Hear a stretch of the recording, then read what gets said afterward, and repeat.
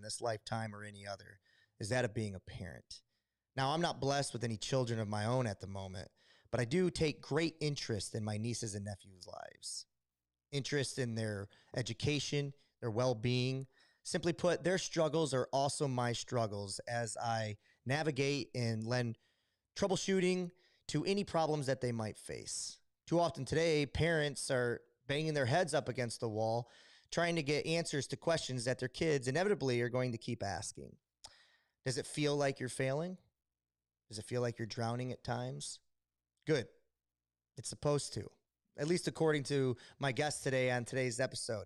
I sat down with Ann Kaplan, a parent coach out of Denver, Colorado. She's been doing this about 13 years. And she says failing forward is a must-do as a parent on the road to success.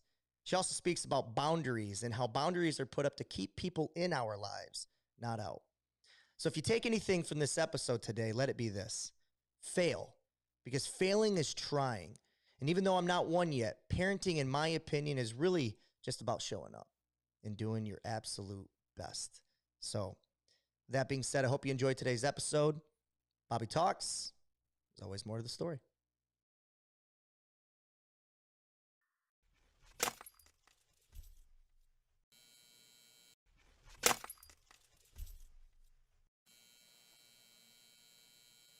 Welcome, everyone, to Bobby Talks. ... Those dots are there to tell you that there's always more to the story. And today's story is, well, probably the hardest job any human being will ever have, talking about parenting. And today I've got the lady with all the answers. We're sitting down with Ann Kaplan. She's a parent coach out of Denver, Colorado, going on about 13 years.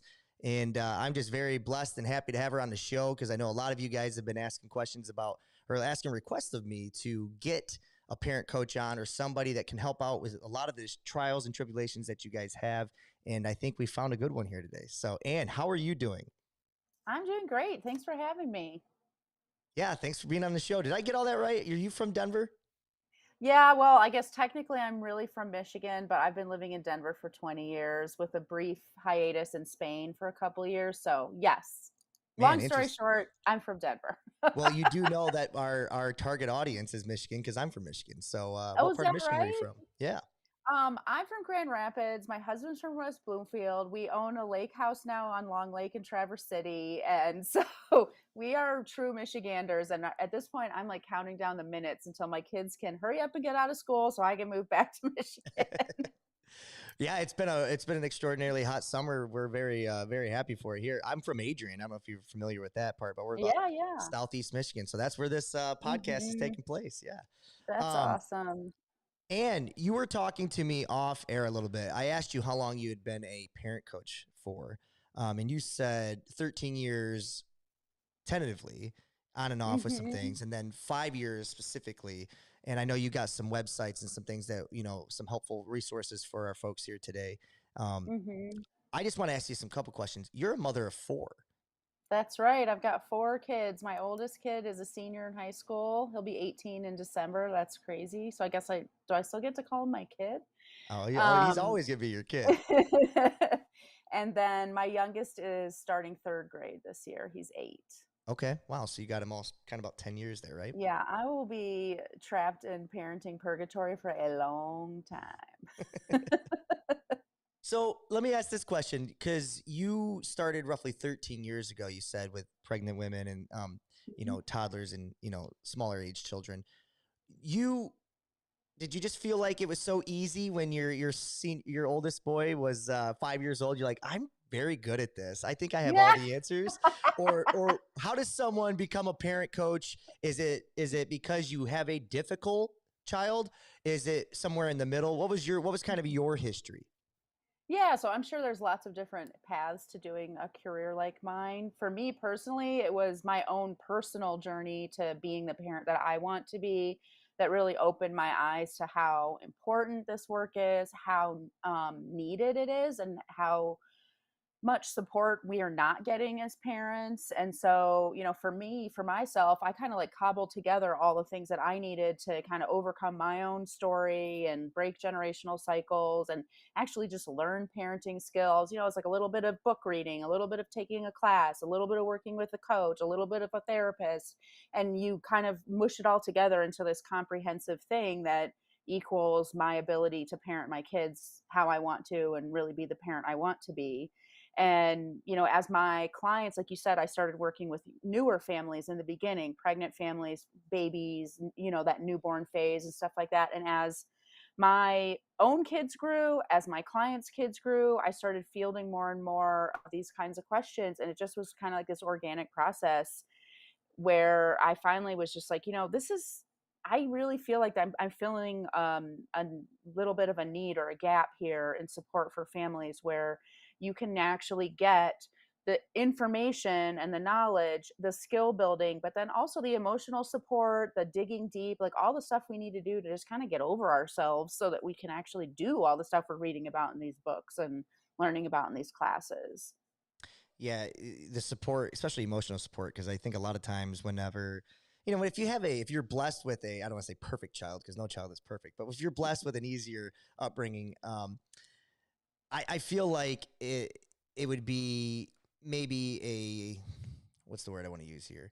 Um, Maybe you wouldn't think so much about like the stresses that other parents might go through and the emotional support that they might need, because when you're someone who is struggling on a day to day just to kind of what I've been referring to this Hmm. show or this episode as failing forward as a parent, it's like, that comes with a weight that just bears on you every day. And you can't show that in front of your child. But you definitely bear it at night when, you go to close your eyes, and that's not healthy. So it's great to have resources like you, Anne, who are willing to help. How do you juggle though your clients and Hmm. find time to raise 4 kids of your own? I mean, that's pretty impressive. Yeah. Well, it definitely helps that my kids are school aged and I don't Sure. homeschool them unless there's a global pandemic. Yeah. So I have time in my day where I'm not one on one, like really in the ring with them, so to speak, which means that I can set up my business where I meet with my clients while my kids are in school and things like that. I also have a really supportive partner and things like that. But I will say, like, beyond just the logistics of managing something like that, of course there's overlap because something comes up with my kids that I haven't figured out how to navigate yet. And maybe I'm feeling a little bit of lack of confidence and insecurity in my own ability as a parent. Well, of course, that's going to spill over into like, gosh, if I'm really not versed in this, if I'm really not skilled in supporting myself and my family through this, how does that mean about my qualifications or my skill set as a coach? And that's part of my own work throughout this whole journey has been to really separate just because I haven't navigated one specific challenge as a parent doesn't mean that I can't support a client going through that. Or just because I, like you say, fail forward as a parent, which I do. I am not a perfect parent. Doesn't matter how skilled I am or how much of a quote unquote expert I am, I still screw up daily. So just because I'm doing that doesn't mean that I'm not making differences in people's lives and being the help meet that they hired me to be and things like that. So yeah, it is. It's part of the job, right? It's just like with any job. Like, how do you not carry that stuff home with you? How do you leave work at work? All that stuff. It's probably just a little bit more mushy for me. Yeah, I'm sure it is. You know, some of the things you said though is that figuring out how to navigate your own child um, versus someone else's. It doesn't mean that you don't have advice that you can lend, because every child is a Sure. variable, right? They're a variable of Right. their own, and every child is gonna respond differently. So you might throw out something that works for your clients, but doesn't necessarily even work for you. And I Sure. find that as a school teacher, a lot of times as teachers, we will tend to talk to each other about different, tactics or techniques that we can do with maybe, challenging students of things like that, that we want to maybe figure out how to navigate them back towards us, to, back to learning something, back to the education portion of it. And Hmm. sometimes one teacher will be more effective with it than another, and it's the same student. So, it's just these variables, there's Sure. too many of them to be able to predict. And yeah, so Well, and the navigation is a truth great is, word. yeah. Well, and I think also the truth is for me anyway, like in many ways, we're more skilled at supporting somebody else than we are at supporting ourselves because we don't have that like skin in the game we do when it's our own drama, so we can be objective and have that like 30,000 foot perspective. That is exactly what people hire me for, to say, well, how about we look at it this way? Or, if this weren't your kid, how would you be looking at the situation? Or, what does your inner intuition and gut check say about the situation? Those things that are really hard to stay in touch with when you're actually in the thick of it in your own personal life. Yeah. No, that's a good way of looking at it. I think there's a lot of specific questions that we could ask you, and I think we're going to as the show goes Hmm. on. But I kind of want to talk to you about this parenting philosophy that you've mentioned a couple times. Um, Sure. how often, when you talk to your clients, or maybe just what do you think is a percentage of parents who actually, before they become parents, sit down and talk about Hmm. philosophy? Because you know, people as two individual peoples come together and try to start a family or whatnot, they might have opposing philosophies. And if they haven't sat down, even though, it's easy when a child is on its way to just think, oh, we'll know the answer Hmm. when it comes. But how many parents actually sit down and come up with philosophy long before the child gets there versus those that kind of wing it on the fly? What do you find in your, your field? What do you find in through your research? What has come up? Well, I would say that actually sitting down and having like a really intentional, like, okay, what's our plan conversation, I would say that's pretty rare actually. But I Okay. do think that a lot of people have at least sat down and, pontificated with their partner about like, when I have kids, I'm going to do such and such, or even just talking like, I remember before I had kids, my husband and I would just be like so judgy about like parents in the airport, parents in restaurants, parents on the street. We'll never do that. Oh my gosh, can you believe they're letting this or that happen? So we kind of have these, but actually those conversations, those judgmental conversations are a great example because no matter how much you prepare in advance for this, you don't know what you're talking about.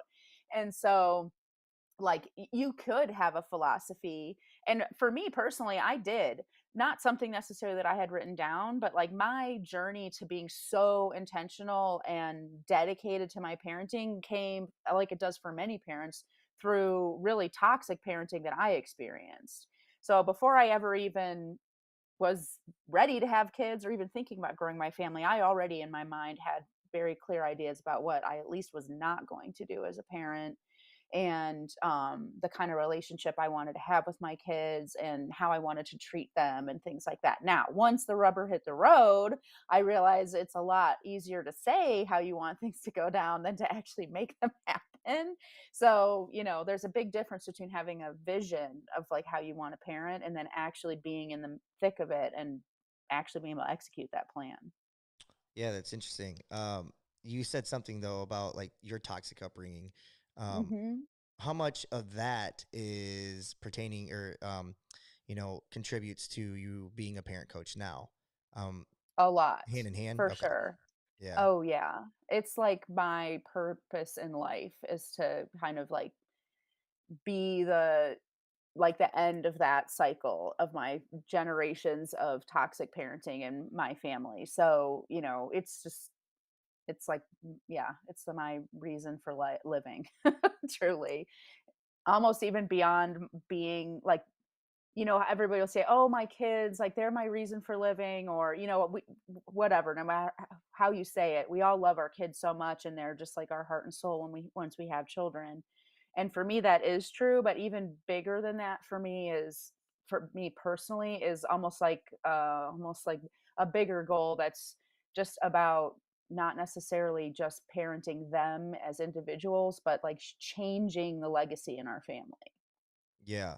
Yeah. I had a gentleman on a couple episodes ago about it was fatherless millennials. It was this idea. Hmm. Myself, I was raised without my father, a single mother, and the gentleman I had on, same thing. And it was specifically looking and diving into men, but that doesn't mean that it doesn't happen to women or little girls. Unfortunately, experience the same thing from their mothers as fathers do from or boys do from their fathers, and sometimes vice versa even. Um, Hmm. but it's so crazy how I mean it is. I mean obviously it's their formidable years, but like the impact that you have in those first 18 years, maybe even the first 12 years of your life, really it dictates, the rest of your life. And here you are trying to change, put the end to a cycle and break it and go to a different direction. which is amazing. And I hope Mhm. you are proud of yourself for doing that. But that's difficult to do because so many people end up being another statistic of the same cycle that they just came from, and they just contribute to it, even though they Yep. continue to wear, that baggage with them, and they wish they didn't have it, but they don't know how to shed it. So you have Sure. this I self think it's awareness. Yeah. kinda like a forest for the trees situation. Like, I can't tell you how many parents I talk to who are like, "I told myself I wasn't gonna be like my parents," and in these very kind of like microcosm ways, they're not. When you look at things like, "Well, my mom, spanked me, well, so I'm not gonna spank my kids," for example, and they might be successful in not spanking. But if you take that step back and look once again at the forest, not the trees, like what we're saying when or what this parent is saying by talking about their parent spanking them is I was raised in a culture of punitive parenting, maybe anger, probably shame. That is kind of the soup I was cooked in. And you might be successful at not spanking your kiddo, but like I said, I can't tell you how many parents I talk to who come to me and say, okay, well, I'm not spanking my kid, but I definitely feel like I'm turning into my mother in the sense that I'm so angry. I do feel, resentful or punitive toward my child. Like I'm accidentally doing it. It's like it snuck up on me. So I was Yeah. so fixated on not spanking. I mean, this is just like an example, but, Sure. we have so many little things like that. Yeah, I think I need to tell my audience I am not a parent yet, but I do have a little niece right now that I adore and love, and we'll get into some of the specifics of her issues, and maybe you can lend some of your expertise as we go. But my younger brother, um, he had a child with this lady, and then he ended up becoming incarcerated and becoming a father, of which him and I both had fathers who weren't in our lives. And unfortunately, he decided to repeat that cycle. And that Sure. happens, and we'll have our conversations, him and I, about that. But my mother stepped in, and now at Mhm. 60 years of age is raising a 8 or 7 year old girl. Mhm. And has been since I think 6 months of her life. And that is, that's a big to do for a 60-year-old to take that type of, responsibility on. And, my mom had 3 boys. So this is the first time she's had a girl. And now she is kind of seeing the difficulties. Um, and of course, there's a lot of the fun with it as well. But, I think she is asking herself a lot of questions like, how am I supposed to do this? Especially, when she becomes a teenager and my mother only gets older, she'll be 66 at that time. So, um, Sure. yeah, I think we've talked about two important themes so far: support and philosophy. But philosophy, like you mentioned, and I don't know if you experience this yourself, but like as teachers, we have lesson plans. And I always tell new teachers, I'm like, oh, you got a lesson plan for the day, huh? Well, that's good. You need to have a structure. But I guarantee you in the first 5 minutes, that lesson plan goes out the door because something happens. And I don't know if Sure. that happens a lot to you as a parent, or what you see, but I can only assume that you might have a philosophy to not spank, or maybe a philosophy to, discipline a certain way. And you might have to alter that based on what's working and what's not. Is that fair to say? Yeah, of course. I mean, always it's the best laid plans, right? And then we get to decide when things go sideways, like, well, who do I want to be in this moment? Like you said, you might have a plan not to spank, and then pretty soon you realize you're being way too aggressive with your kid. You almost don't even recognize yourself in the mirror anymore. And I mean, whoever is listening to this, if that's your experience, you're so not alone. It's very, very, very common. I would say almost it's more common than the ideal scenario of like, oh yeah, this is what I said I was going to do, and then I did it. That being said, like, I'm a great example of like, this is what I said I was going to do. I didn't do it exactly the way I said I was going to, but I got the help I needed and I did what I needed to do to be able to actually bring that full circle and follow through on the, commitments that I made to myself when I first decided to become a parent. And almost always, anytime you're doing something hard, it turns out to be way harder than you thought. And you're going to need way more stuff and way more kind of pivots and stuff like that to get you from point A to point B. The real important thing is that you do get to point B. And if point B for you is being the parent that you know you can be and doing right by your child, like most parents, if they can have that clarity to say, like, I am not moving towards point B at all right now. If they can have that clarity, like, nothing will stop them from getting what they need to actually make it to point B, when point B is something so important and for most parents just non-negotiable. Like, it's not okay to just not do right by our kids. I don't think anybody would feel okay about that. And so when you realize that you're not, you have this is the beauty of living in our day and age compared to our parents or our grandparents. Like, now when you realize, like, I am really not doing what I set out to do in this parenting stuff, there's so many resources now, so many resources compared to what our parents had or whatever. Yeah, And but I think parents or people were stubborn, right? And Mhm. when you ask for help, you're admitting something. And when Sure. I think a lot of times people don't want to admit those things, a lot of times you'll see someone take a crying baby out of a room and almost embarrassed because their baby is crying, and it's like that's what babies Hmm. do. And Yeah. we all collectively can just understand that, and I think most of us do. I think it's just the Hmm. the the self-conscious person in that moment, like I have to get my baby out of this room, and that might be the respectful thing to do, but Right. there's no reason to be embarrassed by that. And I think if with this episode, if we can kind of remove some of the embarrassment and the stigma that comes along with, admitting something, Absolutely. you're not admitting you're a bad parent. You're the opposite, actually. You are trying to do Right. whatever it takes to get the resources so that you can correct whatever behavior needs to be corrected, or build a relationship with your kid or whatever it might be. Maybe you're a step parent and you're trying to figure out how to build a relationship with your stepson or daughter. I think that's an crucial thing too. As 30% of parenting or parents in this country are single mothers or single parents. Um, Hmm. so yeah, there's a lot to that. And I just wonder if people tend to find themselves too proud to ask at times. I definitely experienced that. I think one of the biggest hurdles for people hiring me is feeling like hiring me is admitting defeat, or, really, like, totally labeling themselves officially as a failure or something like that.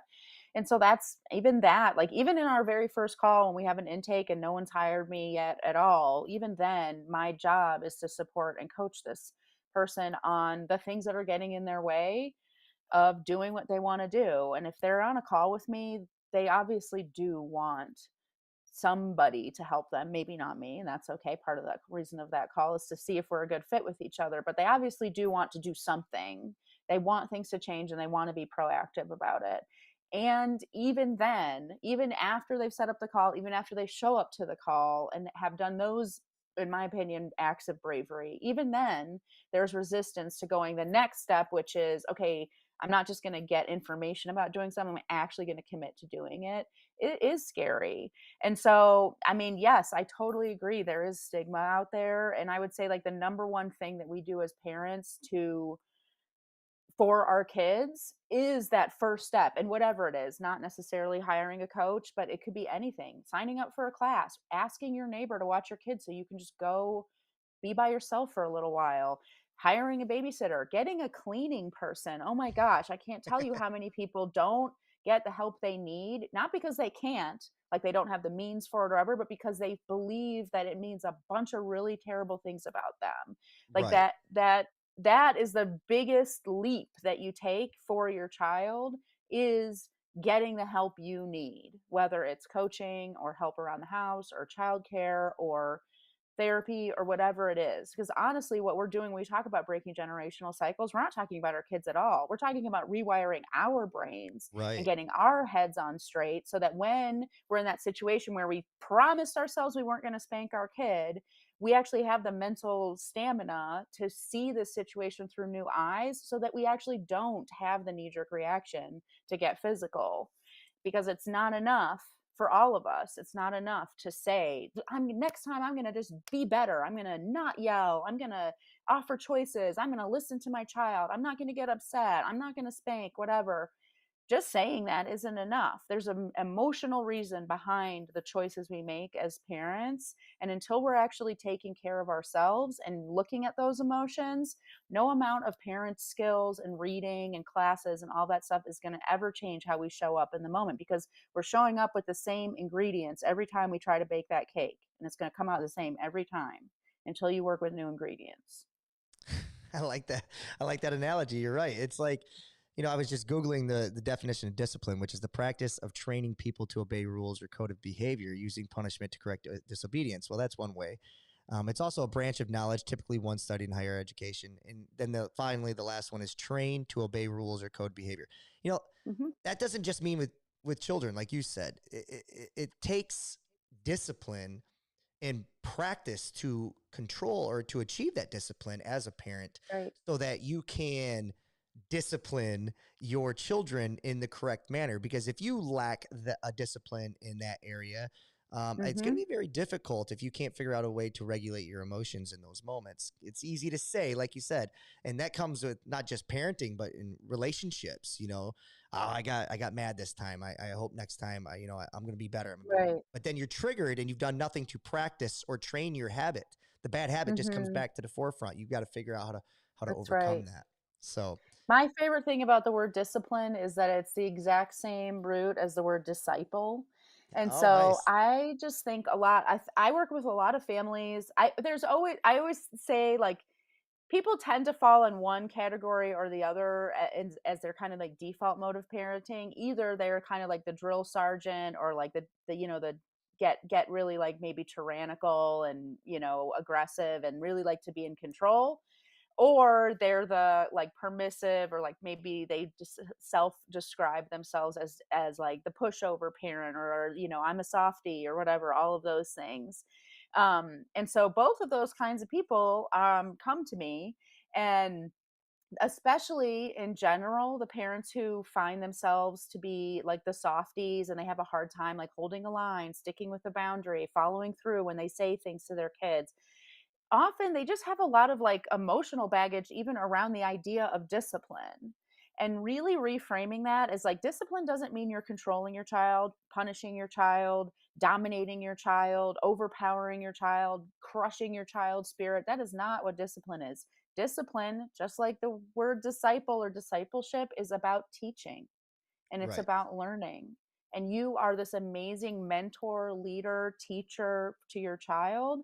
And when you hold boundaries with love, when you give consequences without any shame or anger, you are have this incredible opportunity to teach your children something that honestly most generations have never learned, or they're really working their butts off to learn now in adulthood because they missed out on it in childhood. And that's like that's the like amazing chance we're given as parents to like really level up.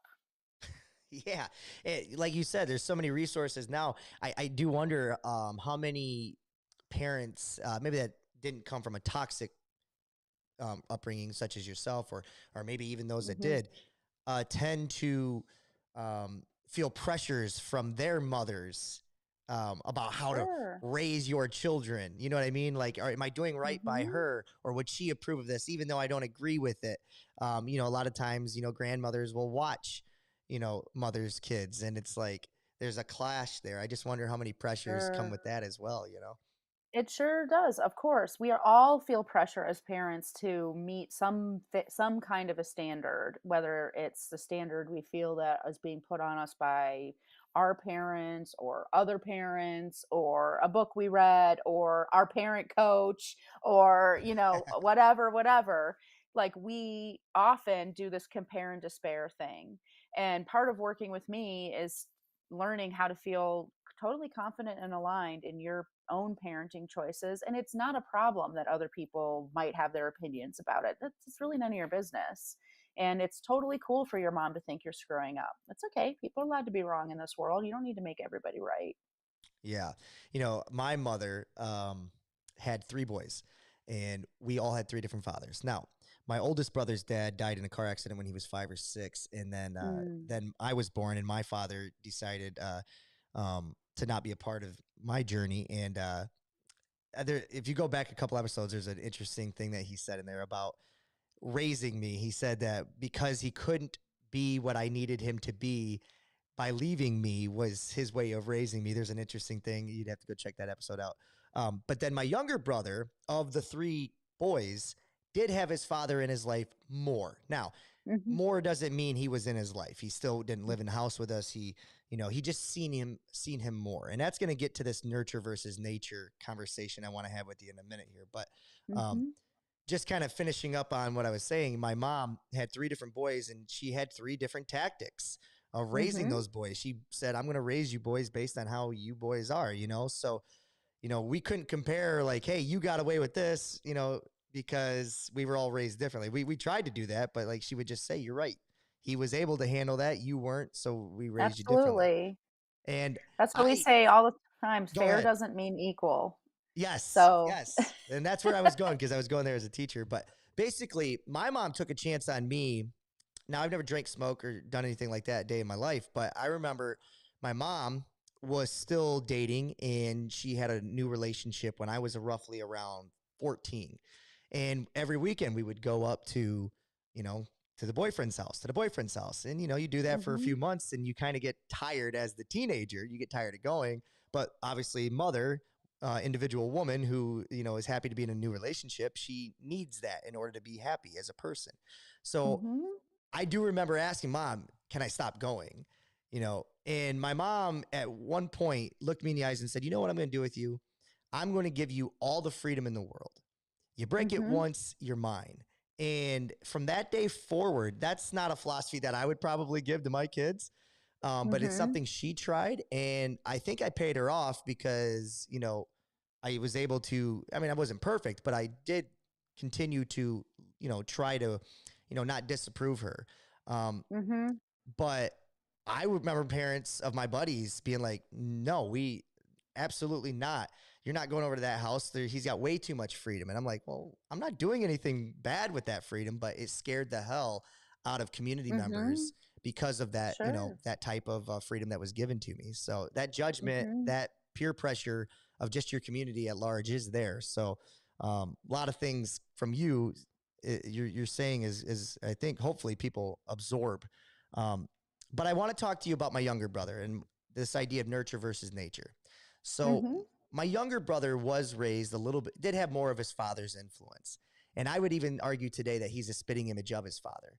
Mm. Um, and even though he did have more of his father's influence, it still wasn't a lot. You know what I'm trying? Mhm. He had Mhm. more, but it wasn't. My mom still raised him without the help of Sure. him. So where do you fall on nurture versus nature? Because I would assume that your entire business plan um, depends on this answer, right? Because a lot of people do argue that it doesn't really matter how much you do as a parent, that there's already an outcome and an end game for these kids. And Mhm. in the end there. So where do you fall on nurture versus nature? Yeah, sure. So, I mean, just in general, the way that I work with all my clients, regardless of what age kid they have or what challenges that we're talking about, could be low stakes, high stakes, whatever, we really look at this from a relationship based perspective. So, like what you were saying, for example, with like, well, grandma might have a different opinion and they might be a caretaker. And when kids are with grandma, these are the way the rules are. And when kids are with mom, these are the way the rules are. And when you look at things purely from this relationship based perspective, it's really not a problem that they have a different relationship with grandma than they have with mom. So, you look at things from how do you interact and respond to your child, not how do you make your child someone different than who they are. Right. So absolutely, your child came into this world already pre-cooked with personality traits, their own neurological wiring, their own nervous system, all of the just the kind of their way of being in the world. And any mom or dad who has more than one kid can tell you it doesn't matter. In my case, all of my kids have the same dad, and it doesn't make a difference. All four of them are so different. Now, it did mean that all 4 of my kids were born on their due dates. They were all 7.5 pounds and 21 inches long. So Wow. the nature is in there. Okay. We cooked with the same ingredients. We got the same cake every That time. is fascinating. I know. But then, I mean, it changed. I mean, it's just like night and day. The second they come out, it's like, oh, you are your own person. I remember being really disappointed selfishly, but I'm perfectly comfortable with myself to admit this. I wanted a girl, and my first kiddo was a boy, and my second kid, I was desperately hoping that it would be a girl. I really, really, really wanted a girl, and I had done all this like reading about like, well, statistically, if you have two of the same gender, you're really unlikely to ever have the other gender. And Oh, so if wow. this isn't a girl, it's it. We'll never have a girl, and blah blah blah. And I found out, we did the ultrasound really for my own mental health. I was like, if this is a boy, I need to know in advance. And that's exactly what happened. It was a boy, and I was so sad. I spent probably not a long time, but maybe like a week or 10 days or something after that ultrasound, just being really sad and feeling sorry for myself.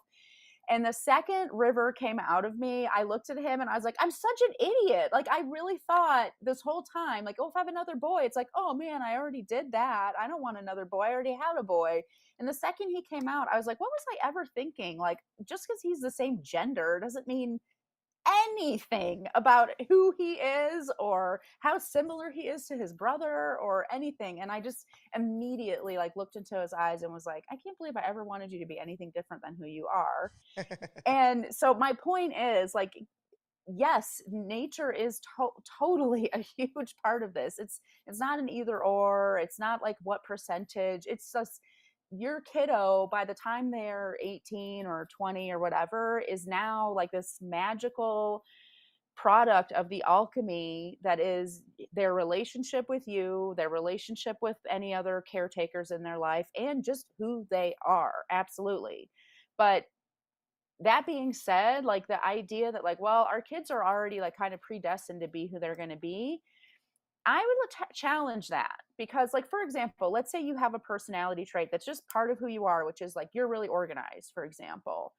When you're under stress and you don't get what you need in this world, or maybe you're forced to quote unquote grow up too fast, that organization skill can come out real twisted, where you become like hyper controlling, almost like obsessive.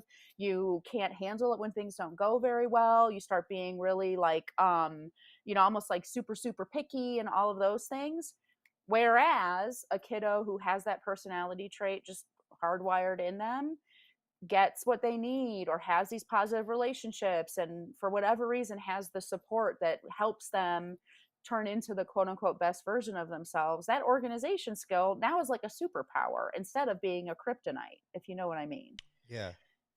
Yeah. So that's kind of where we look at like, how are you showing up in response to who your child is. We're not interested in making, if your child has a hard time with school and time management and stuff like that, or has ADHD, for example, or is just a real firecracker, spitfire and throws tantrums all the time and is super dramatic. Nothing you do with me is going to change your drama queen into Mother Teresa, Right. and or change your like kind of airy fairy person into like the most grounded individual on earth. Like that's not going to happen. Right. And your efforts to do that with your child are probably harming them.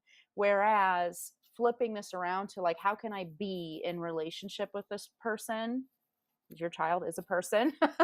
um, Once you look at it through that lens, it's just night and day. It's a huge game changer. It's a huge game changer. It's just a control thing on whether or not Mm-hmm. parents are willing to let go of that. Um, there's a fascinating way of looking at it. It's a different perspective altogether because Mm-hmm. if you look at parenting as, even though this is a 4-year old, Mm-hmm. how much freedoms, controls, decisions do you let this Mm-hmm. 4-year old make upon their own Mm-hmm. life already? Mm-hmm. A lot of kids are told what to do, when to do it, where to be, how to sit, all the things, how to chew, when we eat, all these Mm-hmm. things. And they might become indoctrinated into, certain lifestyles, and decision making might be difficult for them later on in life because they've always had someone else doing that for them. Maybe that's a reach. Maybe that's really easy to say. Or maybe there is some truth to it. I think this Mm-hmm. idea of like kind of reversing the role and just looking at your kid as, okay, this is a human being. I need Mhm. to be a resource all the time for this human being. What do you need? When do you need it? You know what I mean? Um, Mhm. how much of that versus structure should a Right. parent do? Let me give you an Yes. example. Let me give you I an Okay. example, Ann. Just like Sure. my kids, I'm going to let them choose when they eat and what they eat. Something Mhm. just as simple as that. Or, Mhm. okay, is there a way to balance it and say, okay, you guys can choose your clothes today, but we're still eating at 6 o'clock? Like, you know what I mean? Like Mhm. structure versus those types of giving them Right. freedoms to make decisions. Yeah.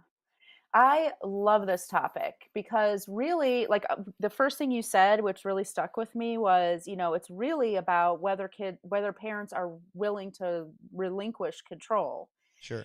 From my perspective, I would say the control, quote unquote, that parents are relinquishing is control they never had in the first place. The Ooh, power struggles that go on between parents only exist when one person in a power struggle is under the illusion that they actually have power when they don't. So when you say, I'm gonna let my kids eat whatever they want when they want, you already do that because you don't control what your child ingests in their body. You sure. truly do not. You get to decide when food is available to them. You get to decide what food you buy at the grocery store and what food you offer to them. And that's the end of your control. Your child will still have the power to sit at the dinner table and not eat anything, and to say, I will only eat white foods or whatever. They can totally still do that. And the more we try to control them about that stuff, the more we are just really we're just barking up the wrong tree. It's not possible to control that. And the more we do try to control, the more our kids dig their heels in, because they're human beings, and human beings have a fundamental need to have agency and autonomy and independence. That is something that when we, for example, try to control a toddler, and about food is a great example. That's Toddlerhood is usually when food stuff starts to set in, and when parents start to feel a little bit panicky about where their kids are with food and stuff like that. um so for example, when we try to control kids about food, we're really basically telling them, like, for example, when you give a child a directive, eat your broccoli, Right. your your child, especially a toddler, there is something chemical happening in their brain during toddlerhood that says you have to prove to yourself that you're separate and different, and not the same as your parents, meaning literally like you're not the same person or organism as your parent. A newborn baby does not see itself as separate from its parent. It literally believes, and in many ways physiologically is still a part of one unit with their parent. Ah, And yeah. toddlerhood is literally about breaking that and saying, no, you're two different people now, or you're three different people now. You're not all one organism. And how do kids do that? They make choices, and they try very hard to pick the thing that's what you don't want, because that's a way to prove to their brain we are two separate individuals and entities. If you tell your kid a directive, eat your broccoli, your child only has one choice: comply with you, or don't comply with you. Right. And Yeah. because they're hardwired to individuate from you, they literally can't stop themselves from saying no. They have to defy you. It's the only way for their brain to mature. Whereas if you say, it's dinner time, desserts for kids who eat their broccoli, you're literally implying choice there. You're also implying, like, I love you no matter what you decide. I actually don't have a dog in this race, which means your kid can't do the math of saying, well, what does my mom want me to do? So I can do the opposite of it. And also, well, shoot, I actually have choice. I am my own person. Holy cow. It doesn't have to be this thing that's like against my parent for me to individuate. I get to individuate because I have freedom and choice and autonomy, and my parent actually honors the freedom, choice, and autonomy that I have. Do you think then, let's talk, if you were to look at, like, let's say teenage rebellion, right? Do you think sometimes, I want to take what you just said and apply it to that? Maybe they teenage rebellion, that those decision makings, those freedoms were never given to them, and they're still trying to process that individuality, still trying to break away and prove that they're not the same. organism anymore. Do you think that that might play a Mhm. part in that? Is that kind of the same philosophy and It ideology? absolutely is, and the truth is that kids are individuating and emancipating from us as soon as they're out of infancy, Sure. and then that process doesn't stop even into, like, adulthood.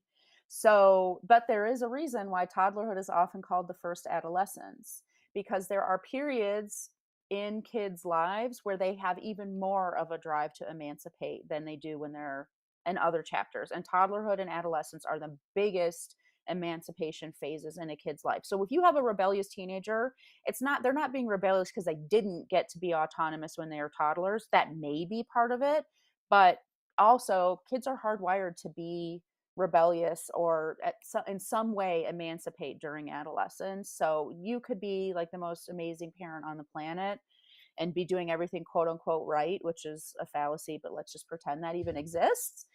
Let's say you did all that, it still could totally be that your kid just goes through a really choppy chapter of life during adolescence, and that's not a reflection on your parenting. It's just where they're at in their life and in their journey. Okay. Okay. Um, how come they never tend to rebel, eat your ice cream? Now you eat your ice cream right now. Or take this Well, credit card and go shopping. How come they never rebel that? Well, I would say we don't really run that experiment very often, do we, as Oh, parents? okay. How often do you constantly order your children to eat dessert and boss your kids around to spend your money and stuff like that? Not Very very often. rarely. But if Yeah, you, I would venture to guess that if there is a parent out there who dominates their child that way, they have a certain point of like, Mom, I'm sick of ice cream. No, I'm sure. not going to eat it. Or like, I don't need any more clothes, or I went shopping yesterday, or whatever. Like, kids definitely do reach their satiety point in all things, even indulgences. And actually they're much better if this like mind body connection doesn't get interrupted. They're actually much better at tuning into their satiety than adults are. You know, a baby doesn't binge drink breast milk, and and a 5-year-old doesn't starve themselves to lose weight. Those aren't things that kids do. They listen to their bodies until we've trained them not to, which is a really big reason why it's smart not to do that. I I just visualized a bunch of babies at a nursery just sitting I know. around talking, binge drinking their mother's breast milk. Exactly. Those are That behaviors that adults have because they've completely lost their mind body connection and are instead tuned into all the pressures outside of them, like you were saying before. A lot yeah, of this work is about tuning into our own inner guidance, our intuition, like what we know is right and true, yeah. instead of getting confused by all the static outside us. I think this idea of being a resource for your child, if you can change that perspective, it is a game changer. Um, and control, you know, I a lot of times, especially as a teacher, I see, students who you wish had more parental structure in their life. And then you see Mhm. the students who have way too much parental structure in their life. And it feels like they're brainwashed at times. Um, Mhm. when it comes to small things such as like what a kid likes and doesn't like, it seems like parents, like when it comes to food, uh, parents seem to be more willing to allow their kid to have a choice in the matter, like, oh Mhm. well, she just doesn't like broccoli and that's fine, or she doesn't like beef or whatever. um, but when it comes to big kind of family ideas, such as Mhm. like whether you were raised believe religious, or you were Mhm. raised like thinking that a sexual orientation was negative. um Mhm. why are most parents, would you say, not want to say most parents, but why were parents you know more willing to give away the control and accept defeat? I don't want to say defeat, that's not the right word, but accept that, like, oh, little Susie, it's okay. Susie doesn't like her broccoli. She can eat whatever she wants, but little Susie better not, you know, you know, far Sure. off or stray off the path of our religious beliefs. You know what I mean? Because that Mhm. those can be really divisive things that take place inside of families. Why do Yeah, you think the sure. parents are like that? I think that every parent has their own reasons for why certain things are really important to them and certain things aren't. I mean, I know I didn't intend for us to spend so much time talking about food, but it's just such a great example. But It's just easy. I Yeah. have lots of clients who, for them, food is a big sticking point. It is very hard for them to release control um, around food for whatever for their own personal reasons. Maybe they struggled with their own relationship with food while they were growing up, or Interesting. you Yep. know, those kinds of things. But anyway, the point is the things that are sticking points for us, whatever they are, they're sticking points because they're deeply personal to us for some reason. Or another way to say that is the stakes are high for those things that are sticking points to us, and the stakes feel low on the other things. Like, I don't care what my kids wear. So it's super easy for me not never to fight with them about clothing. It's just a non-issue. And on the very few times where it's important what they wear, it's also not an issue because I hardly ever have a dog in that race. So, when it's like a wedding we're going to or something like that, and I say, this is a time when it's appropriate to wear such and such, it's a non-issue for them because it's a non-issue for me. For other parents, I literally just coached a mom in my group coaching program today who was like, and my daughter will only wear these two dresses, and we were going to meet with her teacher today, and I told her she needed to wear something nicer, and she wouldn't do it, and we had this big power struggle. And my first thought is like, why do you care what your kid wears to meet their teacher? And the answer to that question is very much about, I care what other people think. I For some reason, for this mom in particular, it really mattered about education. She had a belief that it was going to affect the way the teacher saw her kids, so it might affect her kids' experience in school and stuff like that, because that's her lens that she's looking at this thing. It becomes a high stakes situation for her. And so part of our work is for her to get some perspective and decide for herself, is it really high stakes? And there's no wrong answer to that. If it is, it is. And then it's like, okay, great. Now, how do you set boundaries around this in a way that's not going to result in a power struggle? So I don't want anyone to get the impression listening to me when I say, like, you don't really actually have control over what your kid eats, that I'm saying, like, you just let your kids do whatever they want and just be cool and don't be a jerk to them. That's not Right. what I'm saying. Like, if it's You don't have, important to you, yeah. Yeah. if You it's don't your have family control of what they value. like versus what they don't. Exactly. Right. And you also don't have control over what they do, which is really, really hard pill to swallow for parents. But, for in the example with this mother and the clothing thing, it's like, okay, well, if it's important to you and it's part of your value system that your daughter does not wear dirty clothes, then you need to set up a structure in which that's not an option for your kid to choose. So instead of fighting with her and trying to argue with her about not picking that, what if when clothes are dirty, they immediately are in a place that is completely like out of sight, out of mind for her until they're clean, and then they're available for her again. And if she's upset that those clothes are dirty, you can support her about how she's upset. You don't need to do anything about it. It's not a problem that she's upset. And you don't need to make her stop being upset. And you don't have to acquiesce because she's upset. You just be like, I know it's a real bummer. I hate when my stuff that I want to wear is dirty. I get upset about that too. That's totally fine. But the point is, like, every family has their own sticking points. And when you come up with one of your sticking points, so for example, for me, and I can share a very honest story about my eldest son who struggles with addiction and suicidal ideation and depression. And we went through a very long journey with him throughout high school to get him well. And we have a family philosophy that is, you don't smoke weed in our house, you don't have paraphernalia and stuff in our house, and you may not be intoxicated around our family. And that was because of Elijah's addiction and mental illness. That was a boundary that it was impossible for him to comply with. And I could have spent his entire high school career fighting with him to try to get him to quote unquote respect my values. Or I could say, you know what, we don't see eye to eye. This is the way our family works. If you can't comply with those rules, and I get that it's because it's something that you just can't do right now, and we're going to get you the support you need to get well. But we're not going to change the boundaries and the family values. And also, it's totally cool if you and I don't see eye to eye. When you have your own house, do whatever you want. And if you don't think that it's an okay environment for you to be here, I have to respect your choice. It's really, I can't control you. I can't make you agree with me that marijuana doesn't belong in my home. And I can't make you even want to come home for Christmas or anything like that, right? Like being in a place where it's like we can agree to disagree is really, really powerful. So my point is like when you come up against a values thing that's like, I can't back down on this, that's where the hard work comes in, because the truth of the matter doesn't change. It just means that the work to get to the truth of the matter is harder, you Yeah. know? I So this is where I want to kind of ask you some questions then, because Hmm. you know a lot of a lot of times, and I mean no disrespect when I say any of this, so don't take it that way. Like, Hmm.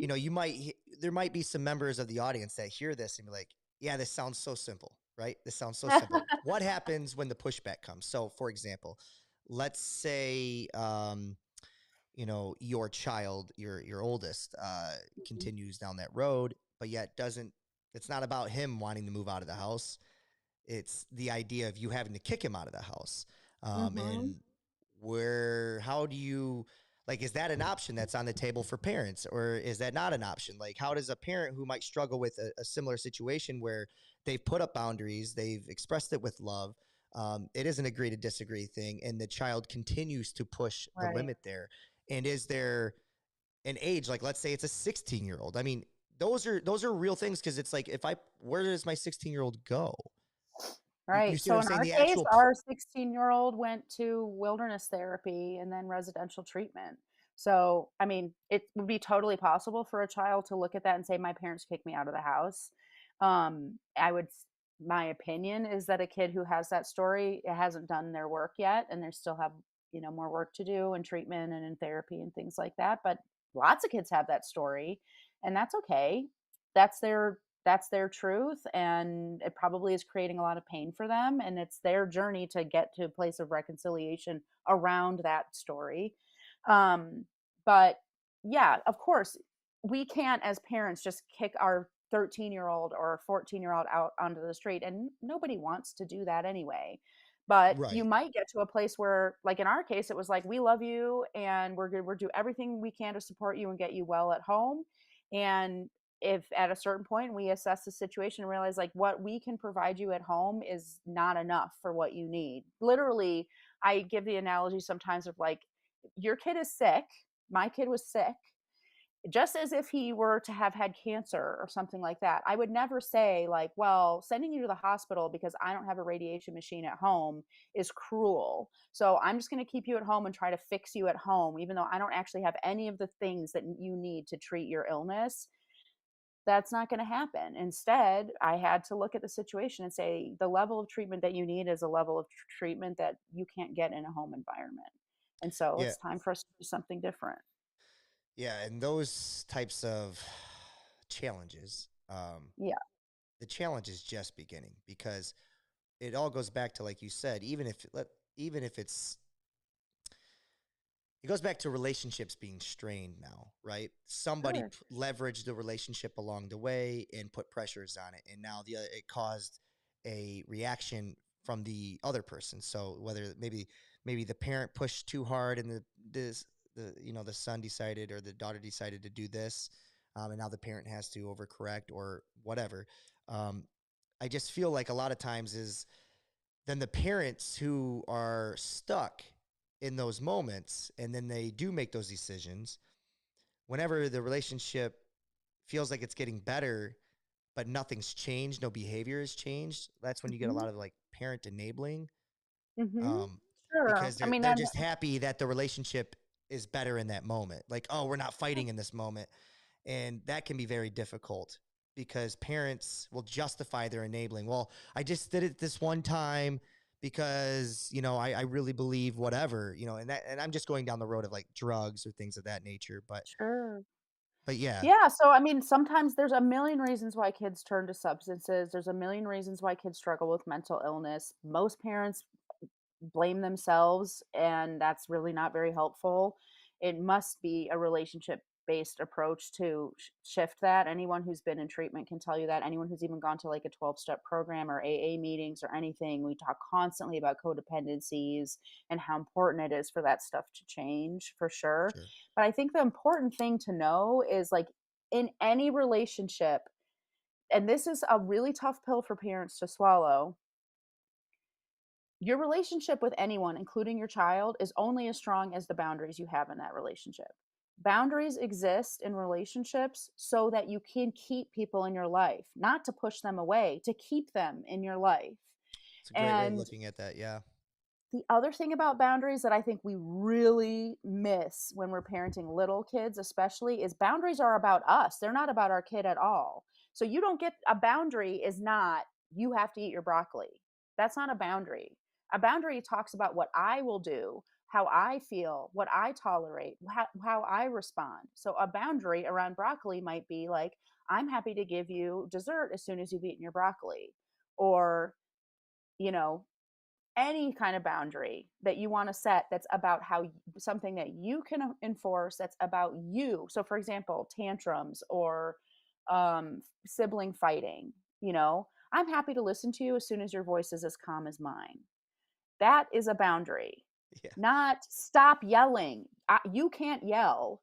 You can't scream at me. You can't treat me that way. That's not a boundary. That's just you trying to tell somebody something that's patently false. Like telling a child you can't scream at me while they're screaming at you just makes you a liar. They clearly Yeah. can scream at you. They're doing it right now.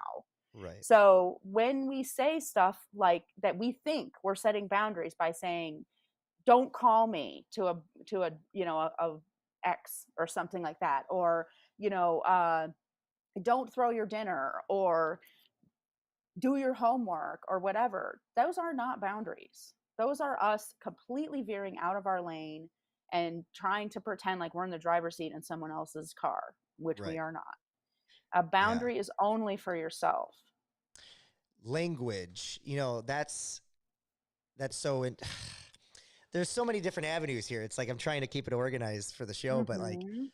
one thing that comes to mind is how important language is. But Absolutely. the issue with language is that you have to have a vocabulary that understands the language and uses the right language at the right time. Hmm. And then you have the issue of education and parents and young parents, and did they get enough Hmm. education, and how we only read at a fifth grade reading level, and we didn't quite build that vocabulary. So Right. how are these parents supposed to win?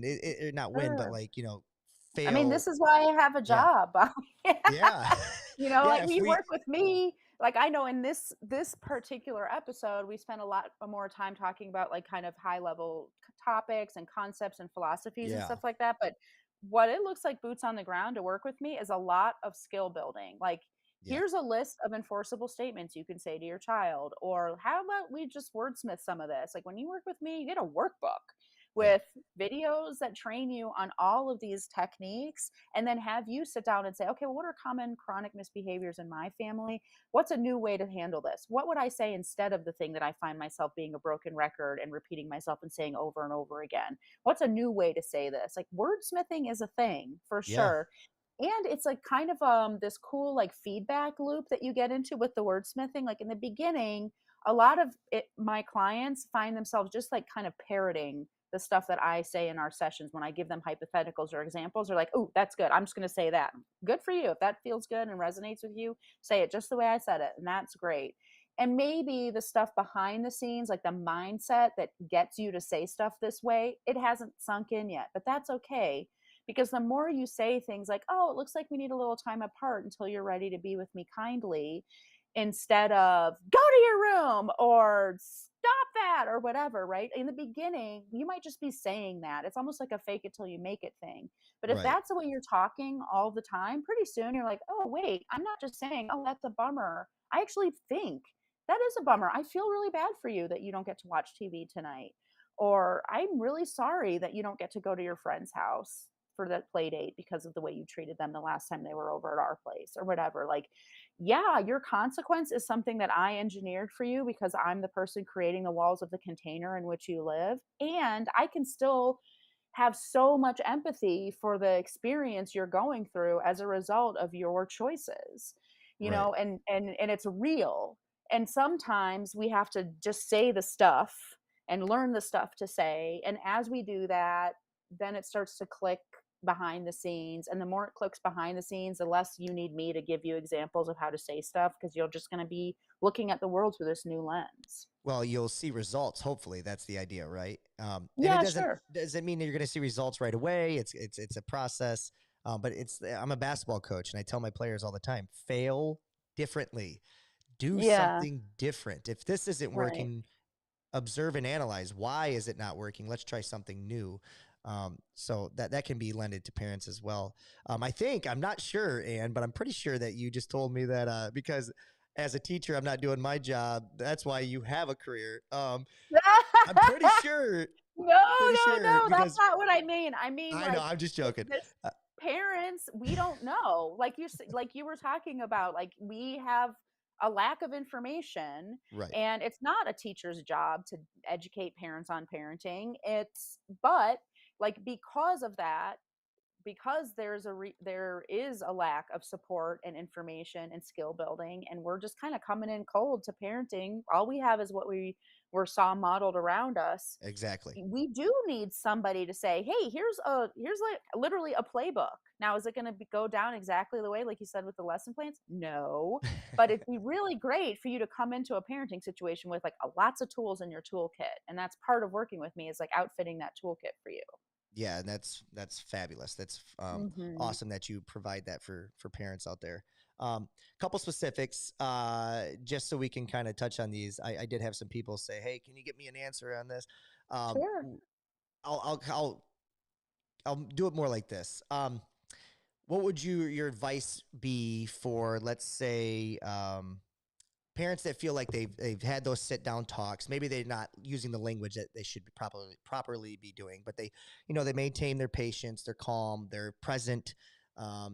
They realize that, and I'm talking about like 8, 9 year olds. I'm talking about second grade, Hmm. third grade, Sure. just young defiance of Hmm. the opposite, even though they feel like they've done the well, what is it you want, what is it you're looking for, like they've given them the freedom of choices and they're still not getting Sure. the type of behavior that they want. What would some advice you would give there? Yeah. So coming at this from the goal of getting the type of behavior you want, you're lost before even begun. Ah, So that is the like switcheroo that everyone is like, wait, hang on a second. When they start working with me, I came to you because my kid's behavior is out of control. Now you're telling me that we can't be looking at this from a perspective of changing my kid's behavior. Wait a minute. right. But that is true, because you can't control what your kid is going to do, right? We never have control over another human being. So how can that be our objective as parents? Instead, what I would say is, well, first of all, like you said, you've had the talks and your kid is still being defiant. That's no surprise to me. Talking doesn't teach. What you're doing when you're talking is setting a boundary, but that doesn't mean your kid's not going to cross the boundary. Teaching happens through experiences. Children learn through experiences and modeling. And so they learn from watching you, and they learn from experiencing the outcome of their choice. So let's say you set a boundary, which is, treats are for kids who protect their teeth. That's the boundary. Or in like probably parents who aren't doing this work yet, their boundary is you have to brush your teeth. Which once again we can say, well, that's not really a boundary, but okay, let's say that's the quote unquote rule in your family. You have to brush your teeth. That doesn't mean your kid's going to brush their teeth. You can sit down and have the most amazing TED talk with your child. That's all about how plaque and gingivitis, and you can talk about it in kid terms. Even you could say like the sugar bugs that come and they try to teach you have to protect your teeth from sugar bugs and blah blah. And your kid could even be hanging on your every word and saying, okay mommy, okay daddy, I get it grandma, I'm gonna do it, I promise. That is not going to happen. And it's not because your kid was lying to you or there's something the matter with your kid. It's just that's not how kids work. So, for sure, your kid is going to either say they brushed their teeth when they didn't, skip brushing their teeth, try to get out of brushing their teeth, whatever, it's going to happen. The real teaching happens after they make the mistake. They made a mistake, Right. and here's what happens when we make that mistake. Oh, and our family treats are for kids who protect their teeth. You chose not to? Totally cool. You do you. I protected my teeth, so I'm gonna have a cookie. You didn't protect your teeth, which I totally respect your choice. So that's cool. And tomorrow you get to make a different choice. We'll see what you pick. Love you no matter what you decide. No biggie. So the experience consequences are just about engineering experiences for our kids so they have these teachable moments.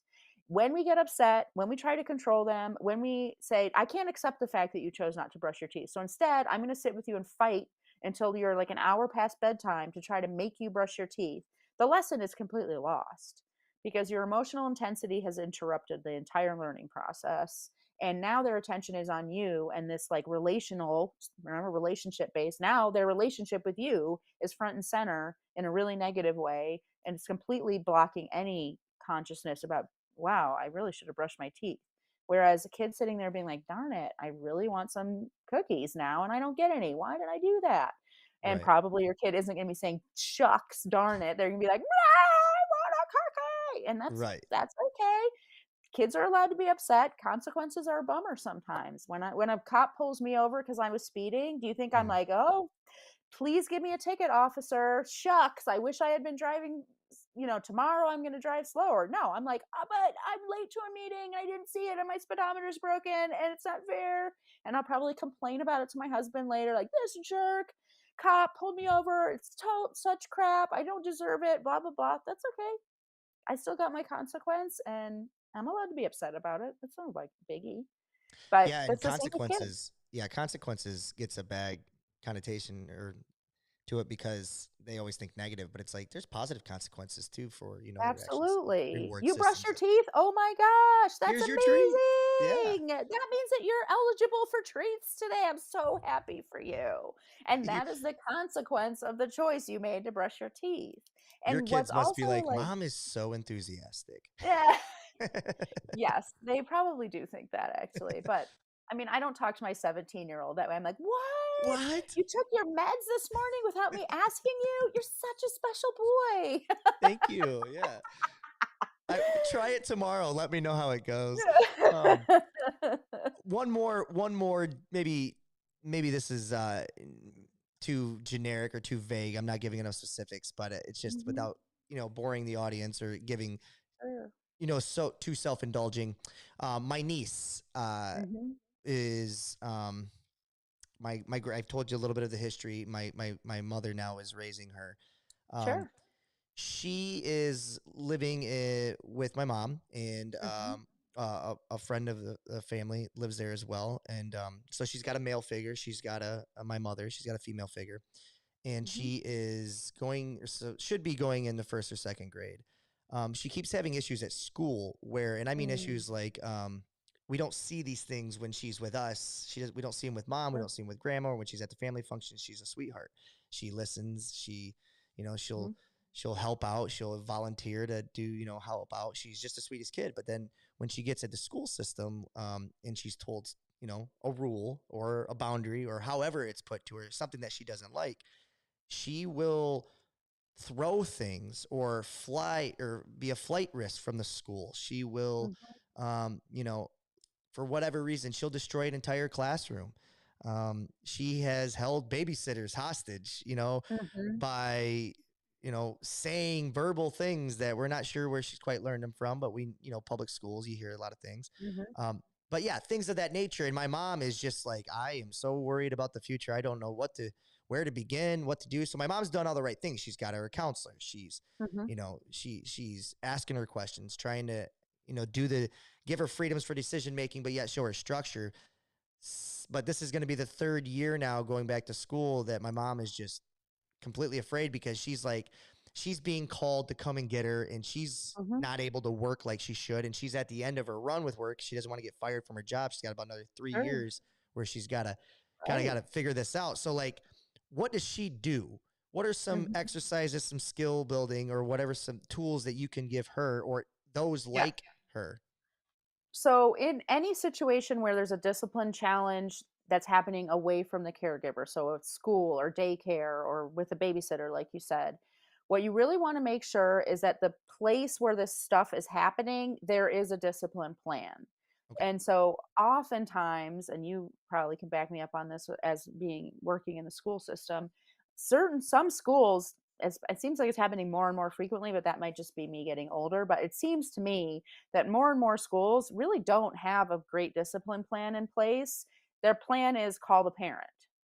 And that definitely should be happening because parents need to be aware of what's going on in school, but also there needs to be structure in the school room. And I'm not just talking about rules, I'm also talking about consequences, right? Right. So that's point number one. And same thing if kiddos misbehaving with a babysitter or a daycare, like the first question to ask is, how do you handle discipline when kids misbehave with you? Right. And really show this other caretaker that you are there to back their plan up, not to swoop in and either, impose your plan or undermine their plan, or, be the hero rescuer or whatever, even if sometimes the teacher might want you to be, but to say, tell me what your approach to discipline is, because I want to support you in the classroom and at home. And if the teacher or the principal or the caretaker or whatever is saying, like, well, we really just try to talk to the kids about it, or we don't really have a plan, or we just call the parents or whatever, which I'm telling you is happening more and more. That's a problem. It's not the only that's not the only piece in this puzzle, but it is an important piece. There needs to be something that happens in the situation when she is misbehaving, not later when she gets home. Right. And so I want you to go to the step two of that. Yeah. When once the school has a discipline plan, but what Mhm. Anne's saying right now is correct in the sense of like what ends up happening is if schools don't have a discipline plan and you're not asking those questions, far too often your kid will act up in class because the reward they get to go home, and Correct. mom, dad, parent, guardian, whatever shows up, and it's like they're doing because they know that they're going to get what they want out of it, which is to go home. They don't want to be here for whatever reason. Um, I will say I've worked in now three different schools, and we all have all three of those schools have had a discipline or some type of structure put in place, whether it be Mhm. to pull the kid aside and talk. Maybe that's the first time. Why did you do this? Mhm. Or what was going on? Or maybe it's a school counselor, or maybe it's Mhm. to remove them from the class altogether. Right. The issues are, and this is where the challenges come in because I am actually seeing it quite often where, especially at that elementary age, that young, first, second, third grade, um, where we don't want to call the parents, Mhm. but we also lack the resources to provide the correction that is needed or the whatever would, in would make that student be prepared to go back into that classroom where that teacher now feels supported and Right. comfortable because she's responsible for Sure. 25 other kids. You know what I mean? So Right. that's where it's like, what can we do more if there is a Right. discipline structure put in place? Sure. Well, I will say that's a whole nother conversation about like how underfunded our schools are, and I Yes. will talk Yeah. about that too. But for now, like I think what's really important from the parenting perspective is to know to be in communication with a teacher in a way that's showing them like, I want you to feel comfortable disciplining my child. Let's I've got your back, and let's talk about what's going to work and come up with something that respects the way you want to run your classroom. Sure. Not, I'm going to come in guns blazing mama bear. So that's the first piece. And in the specific case of your niece, I would say this probably isn't a reflection specifically on the school not having resources, because you're telling me that it's happening with babysitters and Right. things like that. So I do think it'd be good to really have that conversation with any caretakers, including the school, about like, listen, I want you to discipline my kid. Let's figure out what that looks like, and blah blah blah. Some of the examples you're giving of like talking and talking to the counselor, those are good. Once again, if we go back to like, is that really a consequence? Is that really a boundary? I would say no. Like the kid needs to experience like, this is what happens when I make this choice, and I don't really like what happens when I choose to behave this way. It doesn't need to be punitive, and what makes it a consequence and not a punishment is how we deliver that consequence. But to say, you know what, kids who treat their fellow students this way, they don't get to eat lunch with everybody else, or they don't get to go out for recess. And I totally get that that brings up these problematic things of like, okay, so where's the staff member who sits with this kid? I get that. We Right. can't solve all the world's problems in Yeah. one podcast, but you see Right. where I'm going with this. Yeah. Then the second piece of this puzzle is, if the school or caretaker or whatever can handle this on their own, if at all possible, then they should. And you should stay Yes. out of it except to just be supportive. Because if the kid is getting sufficient consequence and discipline in the school environment, and then you discipline them again when they get home, you're just at that point it's becoming punitive and like you're sort of like beating a dead horse. So you want to really make sure that there's a good structure in the environment where this kid is misbehaving and see, is that enough to help this kid make better choices? Yeah. If the answer to that question is no, then we go to like quote unquote phase 2, which is we have consequences at home for choices you made at school, or Yes. we have consequences at home for choices you made with the babysitter or whatever. And here's my biggest cautionary tale about that, because what happens when parents try to do this is they talk to the teacher at pickup. Say a good day, thumbs up, bad day, thumbs down. They're doing that right at the end of the day, right in front of the kid usually. Yep. And I bet you there's parents listening to this already who have had this experience, because I can't tell you how many parents have told me this, where it's like, now we're doing this thing where I find out if they had a good or bad day, and that determines if they get XYZ privilege at home. And in the car on the way home, they're like almost bragging about whether they were good or bad, or like you can see it's like happening right in real time before your eyes, the kid internalizing the fact that they're like a problem student, their Yeah. teacher is judging them. There's like this like verdict at the end of the day that determines the rest of their day. So I would have very clear communication with the teacher that I am backing you up at home, but I will not discuss my kid's behavior with you at pickup or in front of my child. Right. So if that means a note in the backpack, an email that you send to me at lunchtime, text me, whatever. But this is something so that later on, when it's screen time, let's say this kiddo is like, okay, dinner's over, I want to watch my shows. And that's when you say, oh, buddy, I would love for you to be able to watch a show. But it turns out that you threw a chair at Susie today in the classroom, and screens are for kids who make good choices at school. So we'll try Right. it again tomorrow or whatever. That's great. Having this like sort of like public trial at the end of the day in front of all the other parents and students and teachers and stuff, it really isn't great, and it usually winds up creating more worse behavioral problems. Yeah, because they're watching everything you do. They are, whether we think Absolutely. they are or not. They are. Man, great stuff, and just great stuff. There is so much there. You're right. That's another podcast because I would love to have. I would almost like, it'd be an interesting show if we brought on live people that call in maybe and ask Oh, questions, and then yeah, that's great. I yeah, love I that think stuff. I mean, that's that what I do in my coaching program. You log in every week and just lay it on me, whatever your questions are. I think that's fantastic. And I'm going to give you the stage here. I want you to promote some of Mhm. your things, and I'm going to tag everything in there, Sure. and I'll plug everything for you too. But just Awesome. where can people reach you? Those that listened today and loved everything that you were Mhm. saying, or maybe they want to, challenge you on something, or they've got 1,000 Sure. questions for you. Where can they reach you? And just tell them Yeah. that stuff now. Stage is yours. The best way to find me is to just go to my website, which is AnnKaplanParentCoach.com. And I'm sure you'll put that in the show notes so I don't have to spell my name or whatever. But go to AnnKaplanParentCoach.com and you'll find a million resources, a million ways to even get free support from me, whether it's listening to me on all the podcasts I'm on. You can get my free workbook, Getting Your Kids to Listen the First Time. Um, you can set up a free consultation with me where you get coaching for me for a whole hour, no cost, no obligation kind of thing. So, lots of ways to just get help from me. You could also read my blog, which is full of concepts like this. It's probably at this point, I've been doing it for like 5 years now. So, it's a pretty lot of stuff in there. And you can search even just saying like sibling rivalry, separation anxiety, whatever, it all pops up.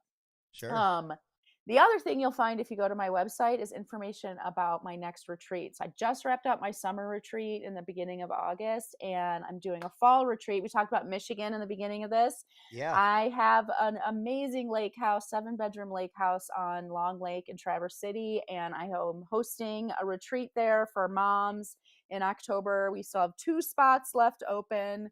So snag those up. We're going to be doing amazing like self-care work, parent coaching work, and then just so much fun going out to wineries and all of that And kind of really fun stuff. and they can go to your website and get registered through there, Oh right? yeah.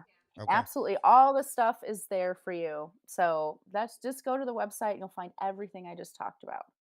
I feel like, man, I hope you get a couple of those spots. I hope you get those filled up because Me this too. almost felt like it was meant to happen here. You being from Michigan originally, and then now the I podcast is here. So know. yeah. Isn't that funny? And anybody who knows what northern Michigan is like in Oh the yeah. fall knows that it is spectacular and breathtaking. And if you go to the landing page I have for the retreat, all the pictures on that landing page are just pictures that my family and I took with our iPhones, and they still are spectacular. So if you've never been to Michigan in the fall, now is your excuse to do that. Yep, yep. It is the best time to come.